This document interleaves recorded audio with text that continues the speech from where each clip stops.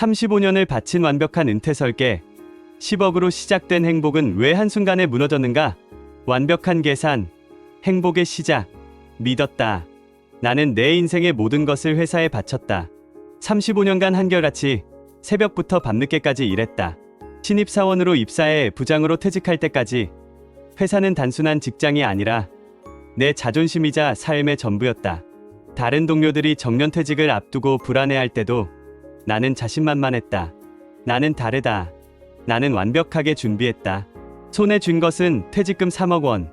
거기에 지난 세월 차곡차곡 모아온 예금과 적금을 합치니 7억 원이 되었다. 마지막으로 살던 아파트의 전세 보증금 3억 원을 더하니 정확히 10억 원이라는 숫자가 나왔다. 내 계산은 오차 없이 완벽했다. 나는 이 돈으로 남은 인생을 걱정 없이 살 수 있다고 확신했다. 아내는 불안한 눈빛으로 조심스럽게 물었다. 여보, 이 정도면 우리 충분할까요? 정말 괜찮을까요? 나는 아내의 손을 따뜻하게 잡으며 웃었다. 충분하고 말고 우리 둘이 먹고 살 건데 애들도 다 컸고. 그 말을 할 때 내 마음속에는 한치의 의심도 없었다. 그때만 해도 진심으로 행복했다. 평생을 아침잠 설쳐가며 출근했던 지난날들과는 완전히 다른 삶이 펼쳐질 거라 믿었다. 퇴직 후 우리는 약속이라도 한 듯 도시 생활을 정리했다. 늘 꿈꿔왔던 것처럼 한적한 시골로 내려가 아담한 집을 샀다. 흙냄새가 정겨운 마당에는 탐스러운 감나무를 심었다. 나는 작은 공방을 만들었다. 뚝딱뚝딱 나무를 깎아 의자와 테이블을 만들고 아내는 흙을 빚어 도자기를 구웠다. 아내가 정성껏 만든 찻잔에 커피를 담아 매일 아침 마당에 앉아 마셨다. 느긋하게 산책을 하고 저녁에는 소박한 밥상에 앉아 지난날의 이야기를 나누었다. 이제 진짜 우리만의 시간이네. 아내는 흙 묻은 손을 들여다보며 말했다. 그 모습이 너무나 평화로워 보여 나도 모르게 고개를 끄덕였다. 그 평화가, 이 행복이 영원할 것만 같았다. 우리는 서로에게 전부가 될 준비가 되었다고 생각했다. 하지만 인생의 후반부는 그렇게 단순하지 않았다. 마치 거대한 빙산처럼 내가 보지 못했던 거대한 부분들이 서서히 모습을 드러내기 시작했다. 제1막 노후라는 이름의 폭풍, 아들들의 손길. 첫 번째 균열은 큰아들 민수의 전화에서 시작됐다. 아버지 사업이 좀 어려워요. 잠깐만 도와주실 수 있을까요? 목소리에는 간절함과 미안함이 동시에 묻어났다. 35년 직장 생활을 하면서 나는 항상 아이들에게 든든한 아버지이고 싶었다. 자식 이기는 부모 없다는 말이 있지 않은가? 나는 아무 고민 없이 5천만 원을 송금했다. 아이들 키우느라 힘들겠지. 부모가 이럴 때 도와줘야지. 아내는 걱정스러운 얼굴로 나를 보았다. 여보, 너무 쉽게 주시는 거 아니에요? 나는 아내의 어깨를 감싸며 웃었다. 우리 10억이나 있잖아. 괜찮아. 그 말로 아내의 불안을 잠재웠다. 그때만 해도 5천만 원은 10억이라는 거대한 산에 비하면 작은 돌멩이에 불과했다. 하지만 그 돌멩이는 내 완벽한 계획에 첫 번째 구멍을 낸 셈이었다. 몇 달 후 두 번째 균열이 찾아왔다. 아내가 계단에서 발을 헛디뎌 크게 다쳤다. 뼈가 부러져 수술을 해야 했고 재활치료까지 3천만 원이 들었다. 마음이 아팠다. 아내는 평생 나를 위해 헌신하며 살았는데 이제야 좀 편히 쉬나 싶었더니 여보, 이 정도는 괜찮아. 걱정 말고 건강만 챙겨. 돈은 다시 벌 생각 말고. 나는 애써 밝은 목소리로 아내를 안심시켰다. 하지만 그때부터 통장 잔고는 눈에 띄게 줄어들기 시작했다. 공방은 생각보다 손님이 오지 않았다. 겨우 팔린 몇 개의 도자기는 재료비를 메꾸기도 힘들었다. 생활비는 매달 정기적으로 빠져나갔고 예상했던 10억은 어느새 8억 7억으로 줄어 있었다. 아내의 불안은 깊어졌다. 여보, 괜찮을까요? 이렇게 계속 쓰면. 아내의 물음에 나는 자신도 모르게 목소리를 높였다. 괜찮아. 우리가 얼마나 완벽하게 준비했는데. 은퇴 준비는 완벽했어. 그 말을 하면서도 내 마음 한편은 불안에 휩싸였다. 그리고 그 불안은 머지않아 현실이 되었다. 작은 아들이 집을 사야 한다며 손을 내밀었다. 아버지, 요즘 집값이 너무 올라서요. 대출도 잘 안 되고 조금만 보태주시면 안 될까요? 이미 큰아들에게 돈을 보냈던 터라 망설여졌다. 하지만 아이들 노후는 우리가 준비해줘야지라는 생각에 결국 1억을 또 이체했다. 그렇게 1억이 빠져나가고 남은 돈은 6억. 그제야 아내는 처음으로 목소리를 높였다. 눈에는 눈물이 고여 있었다. 여보, 이제 그만해요. 우리 생각도 해야죠. 우리 돈은요? 나는 아내의 말에 대답하지 못했다. 사람은 이상하게도 자신이 가진 게 줄어들 때 더 많이 움켜쥐려 한다. 통장이 텅 비어가는 것을 보며 나는 계산기를 두드리기 시작했다. 이 돈이면 몇 년을 버틸 수 있을까? 생활비를 줄이면 조금 더 오래 버틸 수 있지 않을까? 그리고 깨달았다.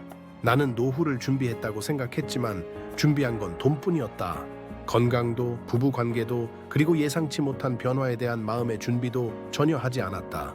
내 완벽한 계획은 사상누각 사상로그에 불과했다. 지금 내 옆에서 아무 말 없이 손을 잡고 있는 아내. 그 손이 전부였다.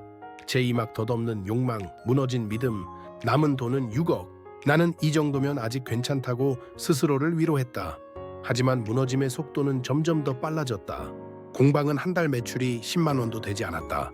매일 밤 아내는 한숨을 쉬었다. 여보, 이렇게 해서 언제까지 버틸까요? 나는 대답 대신 통장 잔고를 확인했다. 5억 5천만 원, 생활비와 대출 이자처럼 조금씩 새어나가는 돈이 그렇게 무서운 줄 몰랐다. 이대로면 몇 년은 더 괜찮을 거야. 나는 억지로 웃으며 말했다. 하지만 그 웃음은 나조차도 믿기 힘들었다. 그 무렵 작은 아들이 다시 전화를 했다. 아버지, 전세금을 더 내야 하는데 조금만 도와주시면 안 될까요? 아내는 이미 울고 있었다. 나는 망설였다. 하지만 결국 1억을 이체했다. 남은 돈은 4억 5천만 원. 그날 밤 아내가 말했다. 여보, 우리 이렇게 계속 주면 진짜 늙어서 뭐 먹고 살아요? 나는 아무 말도 하지 못했다. 평생 가장으로 살면서 이렇게 무력하게 서 있는 건 처음이었다. 그 무력감은 내 자존심을 조금씩 갉아먹었다. 그리고 그 틈으로 두려움이 들어왔다. 4억 5천만 원, 이제 더 이상 안전하지 않은 숫자였다. 그때 후배에게서 전화가 왔다. 형님, 요즘 뭐 하세요? 서울 한번 올라오세요? 좋은 사업 기회가 있어서요. 사업이라는 단어가 뇌리에 박혔다. 무너져가는 내 노후를 다시 세울 수 있는 마지막 기회 같았다. 서울에서 만난 후배는 반짝거리는 사무실에서 자신 있게 말했다. 형님, 이건 진짜입니다. 기억만 투자하시면 1년 안에 2배는 됩니다. 나는 흔들렸다. 아내의 얼굴이 떠올랐다. 이대로 가면 안 된다. 뭔가 해야 한다. 집에 돌아와 아내에게 조심스럽게 말했다. 여보, 좋은 사업 제안이 들어왔어. 이거 성공하면 우리 노후는 걱정 없어. 아내는 오래 침묵했다. 여보, 우리 이제 모험할 나이 아니잖아요. 나는 아내의 말을 단호히 잘랐다. 모험이 아니라 기회야. 이거 놓치면 후회할지도 몰라. 나는 그렇게 아내를 설득했다. 불안해하는 아내의 눈빛을 외면하고 결국 2억을 투자했다. 첫 달은 정말 좋았다. 후배가 전화해서 말했다. 형님, 이번 달 수익이 벌써 3천만 원입니다. 대박이에요. 나는 심장이 뛰었다. 이제 다시 시작할 수 있다. 하지만 2달 후 사무실은 사라졌다.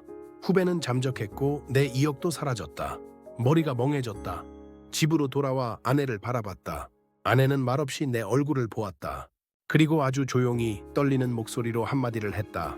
왜 우리 상의 안 하고 혼자 결정했어요? 왜? 그 말에 나는 무너졌다. 평생 가장으로 살면서 아내에게서 이런 질책을 들은 건 처음이었다. 미안해. 정말 미안해. 그날 밤 아내는 소리 없이 울었다. 나는 그 옆에서 아무 말도 하지 못하고 앉아 있었다. 그 눈물이 내 가슴을 찔렀다. 그 순간 깨달았다. 나는 돈을 잃은 게 아니라 아내의 믿음을 잃고 있다는 걸. 제3막 절망의 끝에서 깨달은 진실. 2억이 사라진 후 나는 한동안 아무것도 할 수 없었다. 아침에 눈을 떠도 뭘 해야 할지 몰랐다. 아내는 공방을 혼자 지켰지만 손님은 오지 않았다. 통장 잔고는 이제 2억 5천만 원. 아내는 목소리가 나오지 않는 듯 입술만 달싹였다. 여보, 이대로 가다간. 나는 그 말을 듣기 두려웠다. 그러던 어느 날 TV에서 한 주식 전문가가 말했다. 지금이 기회입니다. 코로나 이후 시장은 반드시 반등합니다. 이 위기가 바로 기회입니다. 그 말에 심장이 뛰었다. 2억을 다시 만들 수 있다면? 나는 인터넷으로 주식 계좌를 만들고 남은 돈 중 1억을 넣었다. 첫 주에 200만 원이 올랐다. 여보, 봐요. 벌써 200만 원 올랐어. 아내는 조용히 웃었다. 그 웃음이 나를 더 조급하게 만들었다. 이렇게 빨리 오를 수 있다면 더 해도 되겠지. 나는 욕심을 냈다. 대형주로는 부족했다. 인터넷 주식 카페에 올라온 작은 종목들이 눈에 들어왔다. 이거다. 한 번에 만회할 수 있다. 나는 바이오 관련 소형주를 샀다. 첫날 20%가 올랐다. 둘째 날도 15%가 올랐다. 심장이 뛰었다. 이번에는 진짜다. 하지만 셋째 날부터 주가는 곤두박질 쳤다. 이틀 만에 30%가 사라졌다. 나는 손을 떼지 못했다. 다시 오를 거야. 조금만 더 버티자. 하지만 버티는 동안 돈은 솜처럼 녹아내렸다. 2달 후 1억은 3천만 원이 되었다. 아내는 내 손에서 주식 계좌를 빼앗았다. 여보, 이제 그만해요. 우리 진짜 무너져요. 나는 고개를 저었다. 아직 기회가 있어. 이번에만 성공하면 다 만회할 수 있어. 나는 결국 집을 담보로 대출을 받았다. 5억. 아내는 울면서 내 손을 붙잡았다. 여보, 제발 집은 안 돼요. 이해발, 이번 한 번만이야. 성공하면 우리 다시 일어설 수 있어. 나는 스스로도 믿지 못하는 말을 내뱉었다. 그 5억은 3개월 만에 2억이 되었고 더는 감당할 수 없었다. 은행에서 전화가 왔다. 고객님, 대출 연체가 3개월째입니다. 더 이상 연체 시집은 경매에 넘어갑니다. 그 전화를 받는 순간 다리가 풀렸다. 아내는 말없이 나를 바라봤고 아주 조용히 말했다. 여보, 우리 이제 어디 가야 하죠? 그 말은 칼처럼 내 가슴을 찔렀다. 집은 결국 경매로 넘어갔다. 6억에 팔린 집에서 대출금을 갚고 난 후 남은 건 마이너스였다. 은행 직원이 나에게 말했다. 고객님, 현재 신용불량 상태입니다. 그 단어가 머릿속에서 메아리 쳤다. 신용불량자.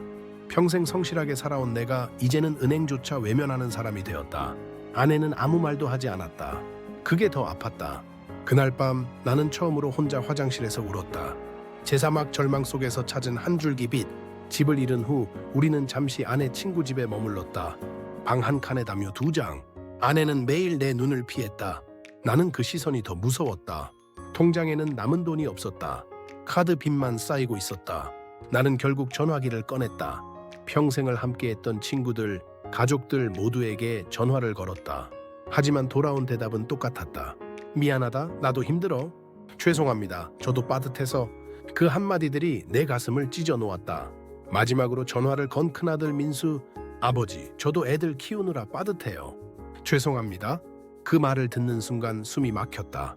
아버지라면 마지막에 기대는 건 자식이라고 생각했다. 하지만 그 기대마저 부서졌다. 전화를 끊은 후 아내가 조용히 물었다. 애들 뭐래요? 안 된대. 아내는 고개를 끄덕였다. 그리고 내 손을 잡았다. 괜찮아요. 그래도 내가 있잖아요. 그 말에 가슴이 무너졌다. 눈물이 흘러내렸다. 나는 처음으로 깨달았다. 모든 것을 잃어도 내 곁에 남은 건 아내뿐이라는 걸. 그 손이 너무 따뜻해서 더 아팠다. 아내 친구 집에서도 오래 머물 수 없었다. 우리는 결국 짐을 싸서 찜질방으로 향했다. 하룻밤에 10,000원. 그마저도 며칠 버티기 힘든 돈이었다. 아내는 아무 말 없이 내 옆에 있었다. 그 모습이 더 미안하고 더 아팠다. 찜질방에 앉아 담요를 덮고 있을 때 나는 생각했다. 내가 무슨 짓을 한 걸까? 평생을 성실하게 살았는데 왜 이곳에서 담요 한 장 덮고 있는 걸까? 아내는 그날 밤에도 내 손을 잡았다. 여보, 우리 아직 살아있잖아요. 그 말이 칼처럼 가슴을 파고들었다. 며칠 후 아내가 기침을 하기 시작했다. 병원에 갈 돈조차 없었다. 나는 약국에서 가장 싼 감기약을 사서 건넸다. 아내는 억지로 웃었다. 괜찮아요. 금방 나을 거예요. 그 미소가 더 미안했다. 그날 새벽 아내가 조용히 일어났다. 어디 가요? 조금 일찍 다녀올 때가 있어요. 아내는 대답만 남기고 나갔다. 그리고 저녁 작은 보자기를 안고 돌아왔다. 여보, 오늘이 무슨 날인지 알아요? 나는 멍하니 아내를 바라봤다. 날짜 감각조차 없었다. 당신 생일이에요? 생일 축하해요. 아내는 조심스럽게 보자기를 풀었다. 그 안에는 멸치볶음과 김밥 한 줄이 있었다. 이거 어디서? 무료 급식소에서 일 도와주고 얻었어요. 당신 좋아하는 멸치볶음이에요. 그 말을 듣는 순간 눈물이 주르륵 흘렀다. 나는 떨리는 손으로 멸치볶음을 집어먹었다. 짰다. 눈물 때문인지 아니면 원래 짠 건지 알 수 없었다. 그렇게 맛있는 멸치볶음은 처음이었다. 아내가 말했다. 여보, 소원 빌어요. 생일이잖아요. 나는 눈을 감았다. 돈도 집도 체면도 다 필요 없었다. 단 하나의 소원만 빌었다. 제발 아내가 아프지 않게 해주세요. 눈을 뜨니 아내가 웃고 있었다. 그 웃음은 오랜만에 보는 진짜 웃음이었다. 나는 그날 밤 깨달았다. 행복은 가진 돈의 크기가 아니라 감사할 수 있는 마음이라는 걸. 그리고 아직 내 곁에 있는 이 사람이 내 전부라는 걸. 그날 이후 나는 매일 무료급식소에 갔다. 도움을 받기 위해서만은 아니었다. 뭐라도 해야 할 것 같았다.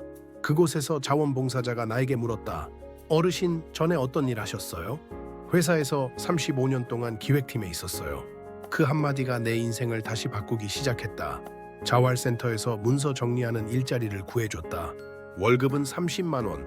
예전 같으면 하루 점심값도 안 되는 돈이었다. 하지만 지금의 나에게는 희망이었다. 과장님이라는 호칭에 가슴이 뭉클해졌다. 한편 아내도 시장 반찬 가게에서 일손을 도우며 하루 3만 원씩 벌었다. 아내의 얼굴에 오랜만에 생기가 돌았다. 그렇게 한 달 우리는 조금씩 돈을 모았다. 내 월급 30만 원, 아내의 90만 원, 120만 원 중에서 생활비를 아끼고 또 아껴 보증금 없는 월세방을 얻었다. 창문 하나 달린 고시원. 아내는 방 안을 둘러보며 웃었다. 여보, 찜질방보다 천국이네요. 나도 웃었다. 그 작은 공간이 궁전 같았다. 저녁에 라면을 끓여 함께 앉아 먹었다. 여보, 우리 아직 살아있네. 아내의 말에 나는 고개를 끄덕였다.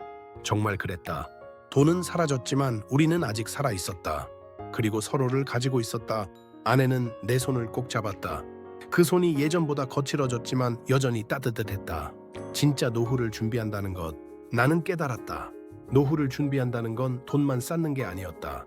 넘어져도 다시 일어날 힘을 준비하는 거였다. 그리고 내 옆에 이 사람, 내가 가진 마지막 힘이었다. 나는 언젠가 이 이야기를 누군가에게 전하고 싶다.